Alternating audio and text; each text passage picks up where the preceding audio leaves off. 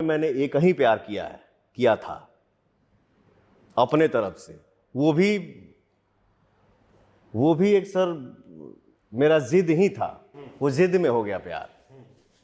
नादान होते हैं वो लोग जो वफा का तलाश करते हैं।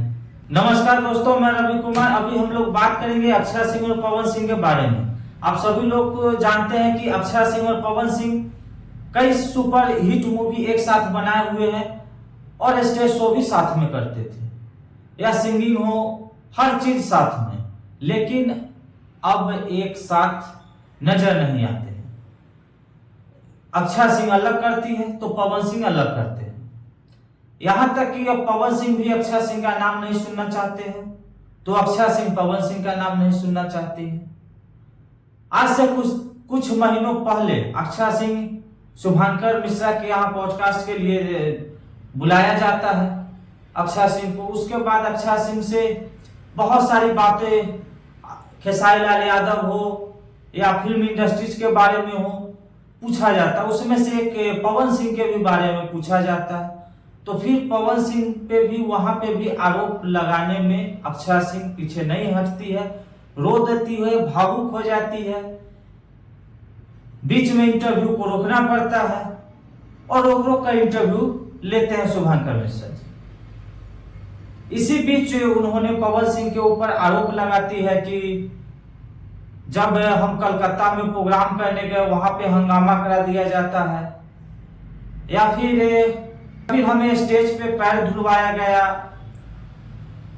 जब हम पवन सिंह से मिलने गए थे तो रूम में थे, वीडियो कॉल बात कर रहे थे, हमें बाहर रोक दिया गया, रहना है। और पवन सिंह कहते हैं कि रहना है तो औकात में रहो, नहीं तो जाओ। बहुत सारे उनके ऊपर आरोप लगाती है अक्षरा सिंह। वही जब पवन सिंह को बुलाया जाता है शुभांकर मिश्रा के यहाँ, तो पवन सिंह पहुंचते हैं। फिर पवन सिंह के साथ 2 घंटा के आसपास का पॉडकास्ट होता है। उसी बीच में एक पहलू आता है जब अक्षरा सिंह के बारे में उनसे बात किया जाता है।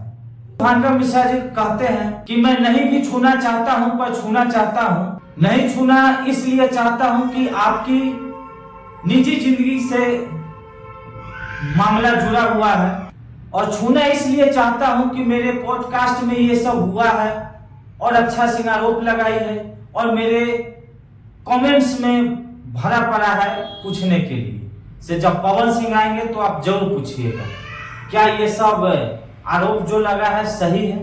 पवन सिंह तो पहले नहीं चाहते हैं कि हम इस पे कुछ बोले, बात को टालना चाहते हैं, लेकिन फिर भी शुभांकर मिश्रा बुलवाना चाहते हैं और बोलते हैं कि आप लास्ट बार बोल दीजिए।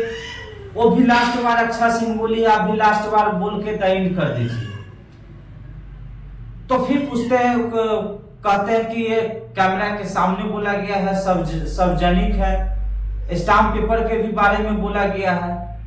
तब पवन सिंह पूछते हैं कि ये स्टाम्प पेपर के भी बारे में ऑन कैमरा? तो हाँ, ये ऑन कैमरा है, ये सब जान रहा है। तब बताते हैं कि अगर मान लेते हैं कि हम आपको हम बुलाए कि बैठो, आप हमें बैठाए, हम बैठे साथ में, आपके नजदीकियां बढ़ेगी, तो क्या मेरे माता पिता भाई को अगर लगता है कि मेरे पीठ पीछे बहुत कुछ हो रहा है, हमें पता नहीं है, हमें समझाया जाएगा, तो मैं अपने माता पिता का बात नहीं मानूंगा? आप बताइए। तो इस पे शुभांकर मिश्रा जी बोलते हैं अगर माँ से प्यार करते हैं तो जरूर मानेंगे। तो वही चीज मैंने किया जब मेरे माता पिता को लगा कि मैं, नाम नहीं बोलते हैं लेकिन बहुत नजदीकी, और शुभांकर मिश्रा को ऑप्शन में ले लेते हैं। लेकिन उनका कहना था कि जब हम अक्षरा सिंह से बहुत नजदीकी हो गए थे तो मेरे घर वालों ने, मेरे माता पिता भाई सभी ने समझाया। उसके बाद बोला कि तुम इस स्टाम्प पेपर पर अक्षरा सिंह से लिखवा लो कि आगे चल के तुम्हारे हिस्सा, प्रॉपर्टी या पैसा में कोई चीज में अधिकार नहीं हो। तो मैंने वो चीज किया हूं। फिर शुभांकर मिश्रा जी बोलते हैं कि अक्षरा सिंह आरोप लगाती है कि आपने उनका करियर खत्म कर दिए, वो फिर सिंगिंग करने लगी। तो पवन सिंह कहते हैं तो आप ये भी पूछते हैं कि सिंगिंग कौन सिखाया। शुभांकर मिश्रा जी बोलते हैं कि आप ही का नाम लिया गया है। इसी पे पवन सिंह बोलते हैं कि मुझे कोई पैसा से नहीं खरीद सकता है, आंसू से खरीद सकता है। मैं आंसू में भूल जाता हूं। और वही चीज मेरे साथ हुआ जब मैं अक्षय सिंह के घर पे गया था शायद, तो उस समय उसके पास एक हारमोनियम था, उसको शौक था गाना गाने का, लेकिन उतना अच्छा नहीं कर पा रही थी। और मेरे यहाँ आने के बाद मैंने उसे सिखाया, मैंने अपना गाना गवाया, वो भी जैसे तैसे। उसके बाद वो गाना सुपर हिट हुआ। क्या आप बता सकते हैं कि आज के दुनिया में किसी के पास जो प्रॉपर्टी है, पैसा है या हुनर है, किसी को कोई देता है? कौन दे देगा?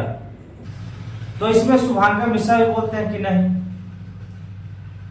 वही चीज मेरे साथ हुआ, जब मैं अपना चीज किसी को दे सकता हूं, सिखा सकता हूं, तो मैं किसी को क्यों बर्बाद करूंगा।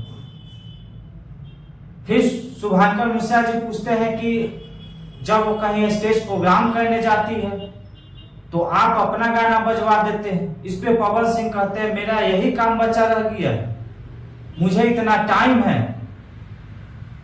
ये सब फालतू का बात है। फिर शुभांकर मिश्रा पूछते हैं पवन सिंह से, क्या आप अक्षय सिंह से प्यार करते थे?